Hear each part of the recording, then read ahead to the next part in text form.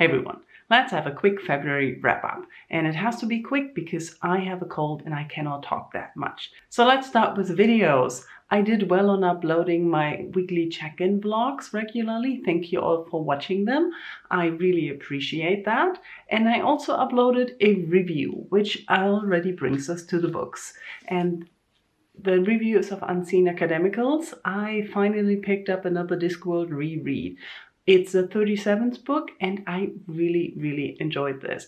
Or rather, I enjoyed it more than when I read it the first time. This is all about change in Ankh-Morpork, change to the Wizards, change to society, how it is coming about and how it is our own limited perception and the society around us holding us back. Aside from that, there's also the Wizards having to play football. But overall, I really enjoyed how this addresses the topics of change and how we are in the way of our own change for not always our betterment, and how the patrician is trying to move the city in the direction he wants it to go and introducing a new species as well. Highly recommend if you're interested in the Discworld. I must say though, it's in the Withered series, sub-series, so it's not a good entry book. Since we're talking about physical books already, let's talk about the other physical book I read in February. The Department of Speculation is something that has been on my wish list for ages. Ever since the book appeared 10 years ago and people started talking about it, I wanted to read it. But I never did for whatever reason. And I don't know why I didn't, because I love this. The writing in this book is so magical, it's wonderful. You get a lot of snippets of memories and events and short moments of a life, or rather of a relationship. Our narrator and her husband, how they meet, how their marriage goes, how they deal with problems and things that are going on.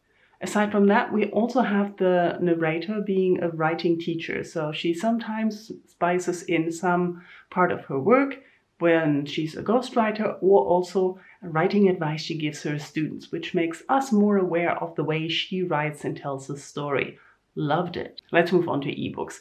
After enjoying Watermoon last month so much, I wanted to read more by the author. So I found Love and Gravity, which was also described as for people who love The Time Traveler's Wife. And in case you don't know, The Time Traveler's Wife has been or is still one of my favorite books. So I was intrigued. And even though it doesn't give the same vibes as The Time Traveler's Wife, it does have some ideas of traveling through time. Because we follow the love story of a young woman, Andrea, who's a violinist in San Francisco, I think, in the present day, and she starts to have a relationship with Isaac Newton. Yes, that Isaac Newton. They are connected through a crack in the wall, or through space and time, whenever she plays a certain song. And this book follows how every time when the crack opens, they start to communicate more and how their relationship develops. We mostly follow Andrea in the here and now and her life as a violinist with her, what is that? She's afraid of performing, so she's a prodigy, but she isn't very successful because she can't perform. And at one performance, something horrendous happens, which gives her even more stage fright. And so we follow that. The disappointments her father has, her best friend Nate, I think his name was, and all the things there. What I really liked about the book was how it was written. Even though I think the writing is in early stages of the writer's capabilities, there are a lot of flatness and coincidences where you could have dived deeper into what is going on. But the author didn't, so that's okay. And I think that's what makes it an okay book, but not an exceptionally great book. What I did like, though, was that every chapter started with a quote. And there were a lot of quotes by Ovid. Now I'm curious about Ovid. I've never read anything by him, so maybe I need to do and pick up some. Did he write anything else on poems?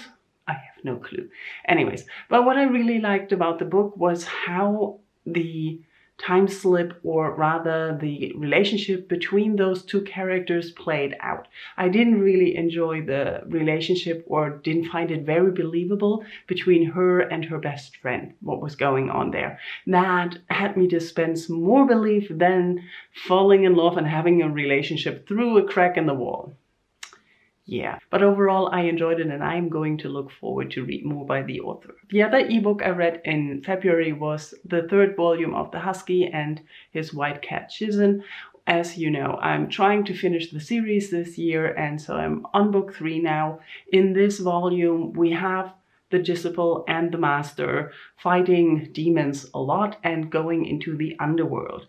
In case you don't know, this is a reincarnation story in a cultivation world, and so we have someone who was an evil lord in his first life, reincarnated into his teenage self before he turned evil. And it's all about the relationships between him and his master and the love he has for a fellow disciple.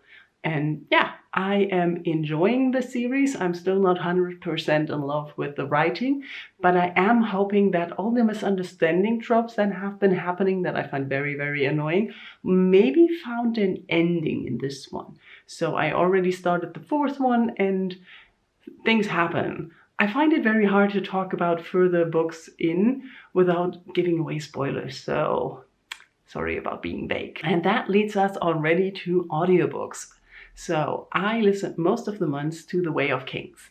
As you know, I want to read or finish the Cosmere books by Brandon Sanderson, and the Stormlight Archive is what I have left.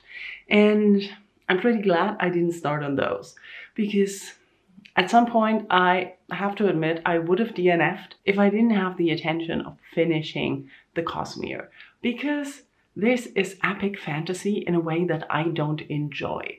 The audiobook was 45 hours. Even after reaching 2 times speed at some point in the listening process, I still mostly just wanted it to be done. The story is very slow. We follow multiple characters, and it's basically just a mere introduction to the characters, to the world. I still have no clue about the full world building, about the magic system. It's hinted at, but I don't find it explained enough for me to finally or fully understand and grasp. There are a lot of things that I honestly don't know, which is a typical sign of these epic fantasies where you have multiple books that you have to read to fully understand what's going on, and you spend a lot of time with the characters. So if you enjoy that, the slow introduction of characters, the slow movement and detailed description of what is going on, you will enjoy The Way of Kings more than I have. And also, if you're interested more in wartime fantasy, because we follow one part, or actually 2 parts of the people we follow are deeply involved in a war that is going on. And yeah, mostly I found a lot of things confusing, and I'm pretty sure I will have to read chapter summaries at some point of the series to really understand the parts that were maybe mentioned, but I didn't really get the first time around, which often happens when it's such a big book. It's too much information to really remember everything if you have a memory like I do. And to keep track of what is going on with such a big series, I may have to look up some details. But that's okay, I don't mind doing that. Which already brings us to the last audiobook I listened to, which was More Please, a nonfiction memoir about binge eating and eating disorders, and I did enjoy this a lot. I kind of didn't expect it to be a memoir. I thought it was more of a nonfiction on facts, but it was a memoir about the author's experience from childhood to now, and with her relationship with eating, binge eating, especially as her eating disorder, and also with some facts and numbers on the eating disorders and the diet culture and how society influences women's bodies and women's expectations of themselves. But that was more on the sideline, and the main aspect or experience was her experience herself. And I did enjoy it. I really liked the writing, the narration, and it was very easy to listen to. Granted, I don't have an eating disorder, so if you do, please check trigger warnings. But I thought it was very interesting to see how that works for her, how she felt about it, how she got into it, and how she's dealing with it and struggling with it because it doesn't go away easily. So I really found that very interesting. And that's it already. Everything I read in February, like I said, not a lot to talk about, but even if it looks less than usual, I did read approximately the same amount of pages and listen to the same amount of minutes than I normally do. But I read bigger books than I usually do. So let's see how March goes on, because I do want to pick up the second book in the Stormlight Archive, which I think is even longer. Let me know in comments how you are doing. How was your February? Have you read any of the books I read? Are you interested in any of them? What did you read? What was your favorite, your least favorite? Did you DNF anything? What happened in February? Thank you all for watching.